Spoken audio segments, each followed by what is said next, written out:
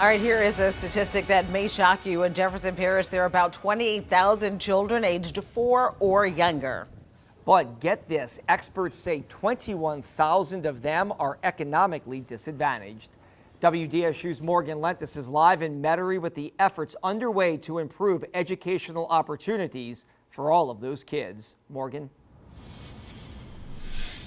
Hey guys, yeah, so if you think those efforts, they actually focus around early childhood education. You might think a daycare center is just about babysitting, but one local owner tells me you should think again.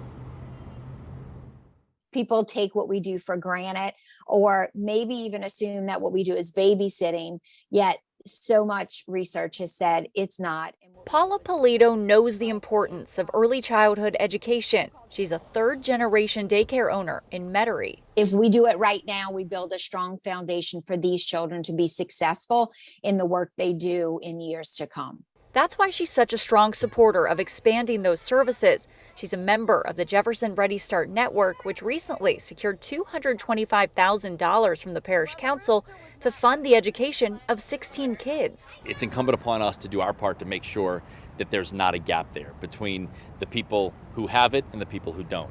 And Polito says research shows the return on every dollar donated is huge. You're going to get a return of $6 to $13. I mean, it is a no-brainer. It's also just a drop in the bucket to a much bigger issue.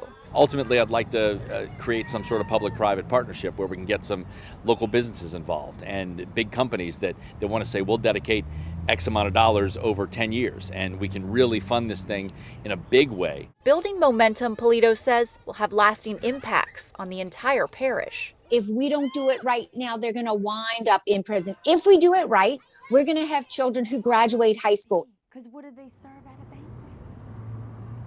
And Councilman Scott Walker says that the state has promised to match that $225,000 donation.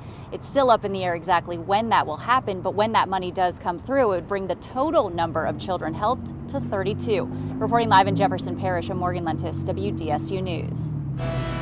Thank you.